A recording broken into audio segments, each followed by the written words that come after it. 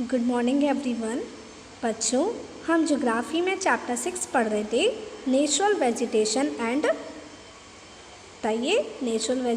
And wild life. ठीक है, तो इस चैप्टर में मैंने आपको इससे प्रीवियस क्लास में डिफरेंट टाइप्स ऑफ फॉरेस्ट्स के बारे में बताया था कि हमने डिफरेंट टाइप्स ऑफ फॉरेस्ट्स के बारे में पढ़ा था कि जैसे ट्रॉपिकल एवरग्रीन फॉरेस्ट होते हैं, टेम्परेट एवरग्रीन फॉरेस्ट होते हैं, ट्रॉपिकल डिसिडुअस फॉरेस्ट होते हैं, टेम्परेट डिसिडुअस फॉरेस्ट होते हैं। इस तरीके से 6 टाइप्स के फॉरेस्ट के बारे में हमने पढ़ा था और ये देखा था कि वो कहाँ कहाँ पाए जाते हैं और वहाँ पर कैसी वाइल्ड लाइफ है, इसके बारे में भी हम इससे प्रीवियस क्लासेस में पढ़ चुके हैं। नाउ हम अपना नेक्स्ट टॉपिक स्टार्ट कर रहे हैं, दैट इज़ ग्रासलैंड्स। क्या है वो? ग्रासलैंड्स। मैंने आपको बताया ना कि जो नेचुरल वेजिटेशन है उसको हमने 3 कैटेगरीज में डिवाइड किया था। First forest, second grasslands and third is शब्स, है ना। तो हमने इन 3 कैटेगरीज में डिवाइड किया था, उसमें से हम एक कैटेगरी के बारे में अच्छे से पढ़ चुके हैं और आज हम जो सेकेंड कैटेगरी के बारे में पढ़ रहे हैं दैट इज़ ग्रासलैंड्स। तो ग्रासलैंड्स भी बच्चों 2 टाइप की होती हैं, एक tropical grasslands and second temperate grasslands. देखिए पढ़ते हैं क्या है ट्रॉपिकल ग्रासलैंड्स क्या होती हैं। देखो, ट्रॉपिकल ग्रासलैंड्स जो हैं वो जो इक्वेटर के मतलब जो ट्रॉपिक रीजन है, जो ट्रॉपिक्स के आसपास ये ट्रॉपिकल ग्रासलैंड्स होती हैं।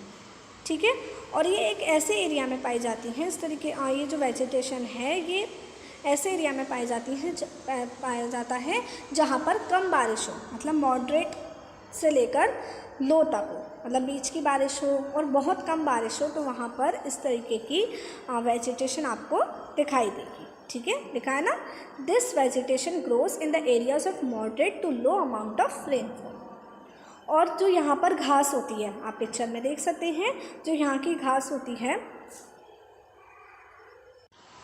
वो कैसी होती है बच्चों? बहुत ही लंबी होती है। जो यहाँ की घास होती है बहुत लंबी लंबी होती है, कम से कम 3-4 मीटर, मतलब जो उसकी हाइट होती है वो 3-4 मीटर की होती है, मतलब बहुत ऊंची ऊंची घास यहाँ पर उगती है। और जो अफ्रीका के सवाना ग्रासलैंड्स हैं, कौन सा? सवाना है। जो सवाना ग्रासलैंड्स हैं वो भी इसी टाइप के हैं, मतलब जो सवाना है वो ग्रासलैंड्स की टाइप की ही है। ठीक है, और यहाँ पर आप कॉमनली जो इस ट्रॉपिकल ग्रासलैंड्स में जो आप वाइल्ड लाइफ देखेंगे वो देखेंगे आप, जैसे एलिफेंट्स, जेब्रास, जिराफ्स, है ना। इस तरीके के कॉमन एनिमल्स आपको, मतलब इस तरीके के एनिमल्स, इस तरीके की वाइल्ड लाइफ आपको ट्रॉपिकल ग्रासलैंड्स में दिखाई देगी। अब देखिए नेक्स्ट है बच्चों टेम्परेट ग्रासलैंड्स। हमने ट्रॉपिकल ग्रासलैंड्स के बारे में पढ़ा, अब जो नेक्स्ट है टेम्परेट ग्रासलैंड्स। ये आपको कॉन्टिनेंट्स के जो इंटीरियर पार्ट है, मतलब इंटीरियर पार्ट में आपको ये टेम्परेट ग्रासलैंड्स दिखाई मिलेगी। ठीक है, और जो यहाँ की घास होती है बहुत छोटी होती है बट न्यूट्रिशियस होती है, मतलब यहाँ की घास में पोषक तत्व होते हैं, अच्छी होती है यहाँ की घास। और मोस्टली जो आपको यहाँ पर एनिमल्स दिखाई देंगे जैसे एंटीलोप्स है, पाइसन्स हैं, या फिर जंगली जो बफेलोज हैं, वो इस तरीके के एनिमल्स आपको इस रीजन में टेम्परेट ग्रासलैंड्स में दिखाई देंगे। ठीक है, तो मैं भी आपको इन एनिमल्स की पिक्चर दिखाती हूँ। बच्चों आप ये पिक्चर देख सकते हैं, ये क्या है बच्चों? बताइए। पाइसन। तो ये इस तरीके का एनिमल आपको टेम्परेट ग्रासलैंड्स जहाँ पर पाई जाती हैं, जहाँ पर इस तरीके का वेजिटेशन होता है, वहाँ पर आप इस तरीके के जानवरों को देख सकते हैं, जैसे पाइसन, है ना, और जो जंगली बफेलोज होती हैं उन्हें आप देख सकते हैं। और देखिए ये एंटीलोप है, आप इस एंटीलोप को भी उस रीजन में देख सकते हैं। ठीक है, वहाँ की जो घास होती है वो कैसी होती है? बहुत ही छोटी घास होती है, लेकिन वो घास कैसी होती है? बहुत न्यूट्रिशियस होती है। कैसी होती है? बहुत न्यूट्रिशियस होती है। जो जानवर उस घास को खाते हैं उन्हें क्या मिलता है? न्यूट्रिशन मिलता है। आई बात समझ में? तो टेम्परेट ग्रासलैंड्स और ट्रॉपिकल ग्रासलैंड्स के बारे में हमने पढ़ा। आई होप आपको ये दोनों टॉपिक्स अच्छे से समझ में आए होंगे। ओके, अब जो नेक्स्ट है आपका वो है बच्चों नेक्स्ट थॉर्नी बुशेस मतलब कांटेदार झाड़ियाँ। तो कांटेदार झाड़ियाँ आपको जो ड्राई डेजर्ट रीजन्स है वहाँ पर आपको मिलेंगी, मतलब जो रेगिस्तान है वहाँ पर आपको इस तरीके की झाड़ियाँ दिखने को मिलेंगी। Tropical deserts are located on the western margins of the continents. The vegetation cover is scarce here because of scanty rain and scorching heat. देखो जो ट्रॉपिकल डेजर्ट्स हैं वो कॉन्टिनेंट्स के जो भी वेस्टर्न मार्जिन्स है मतलब वेस्टर्न एरिया है वहाँ पर आपको ट्रॉपिकल डेजर्ट्स दिखाई देंगे।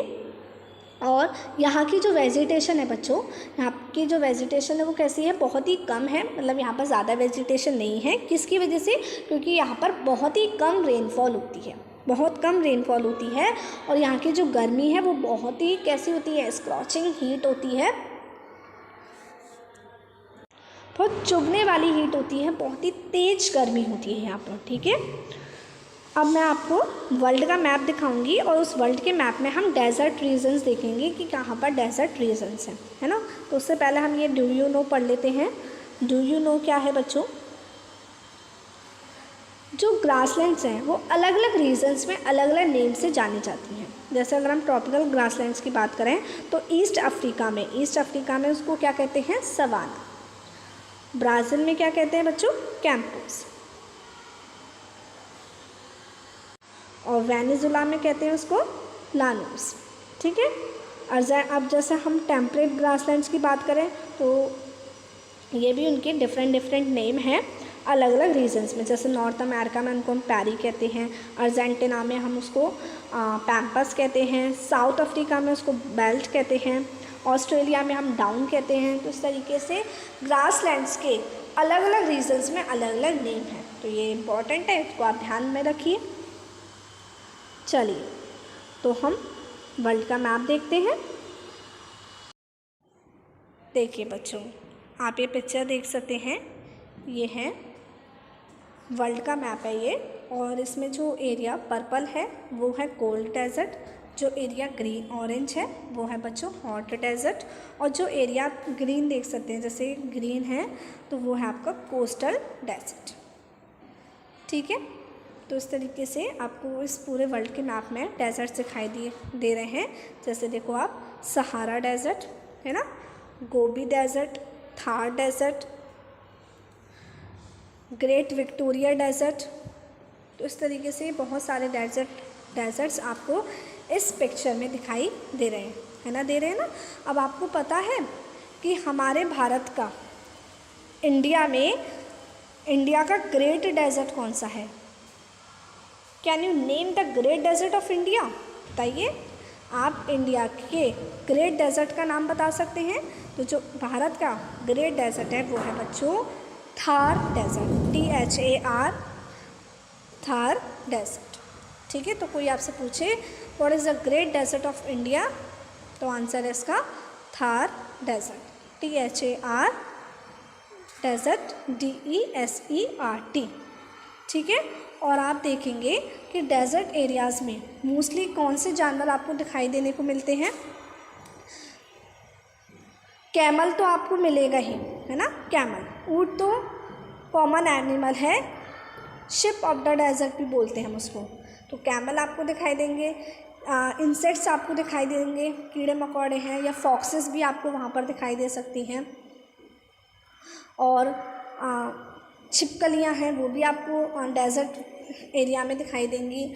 और हम कह सकते हैं स्नेक्स, सांप भी आपको डेजर्ट एरियाज़ में दिखाई देंगे। तो कुछ कॉमन एनिमल्स हैं जो डेजर्ट एरियाज़ में दिखाई देते हैं, मतलब डेजर्ट एरियाज़ में पाए जाते हैं। ओके, अब आगे देखते हैं हम। देखिए आगे क्या लिखा हुआ है।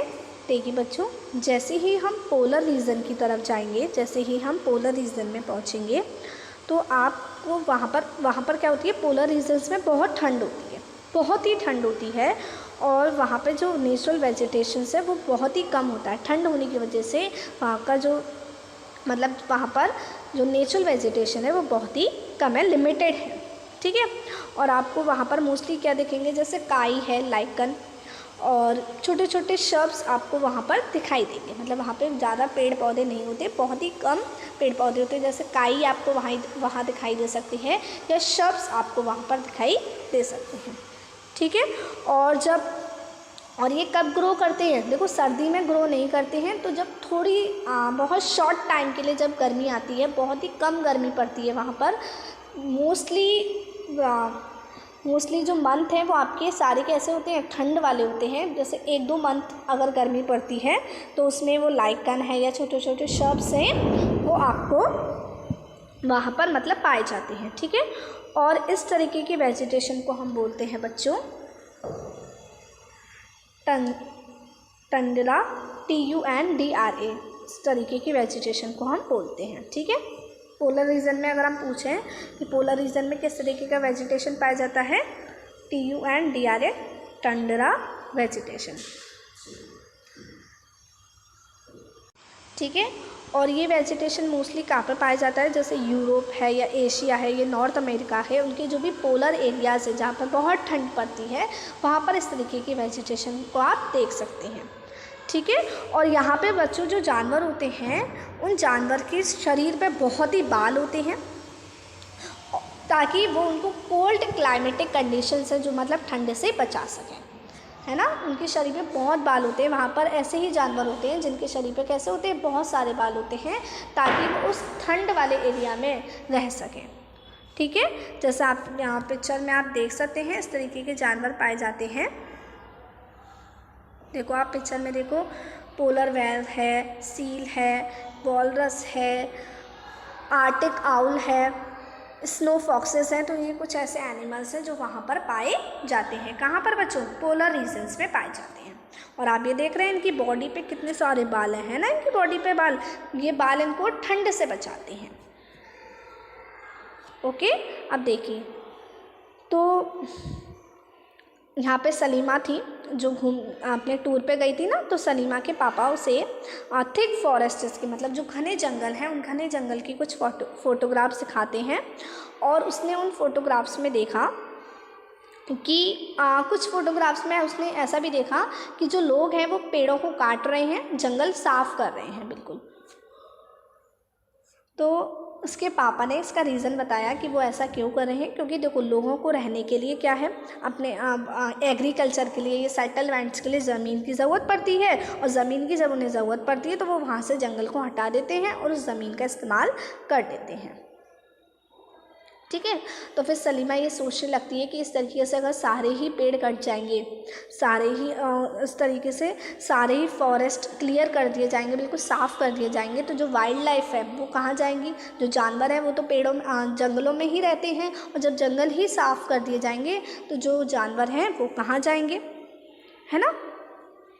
और इस तरीके से ही हम अगर पेड़ काटते रहे तो एक दिन क्या होगी? ऑक्सीजन की कमी हो जाएगी, है ना। वाटर वेपर की कमी हो जाएगी, फ्रूट्स की कमी हो जाएगी, नट्स की कमी हो जाएगी। और फिर ये हमें फ्यूचर में किस तरीके से मिलेंगे? क्योंकि अगर हम पेड़ काटते रहेंगे तो पेड़ काटने से क्या होगा?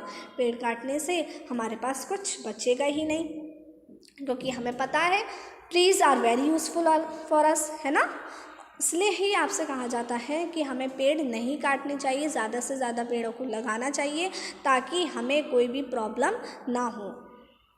ये नहीं कि हम अपने वेलफेयर के लिए, अगर हमें अपने सेटलमेंट के लिए, अगर हमें एग्रीकल्चर करना है, तो इट डजेंट मीन ना कि हम सारे पेड़ों को काट दें। अब वाइल्ड लाइफ, जो जानवर उसमें रहते हैं, जंगलों में जो जानवर रहते हैं वो कहाँ जाएंगे, हैं।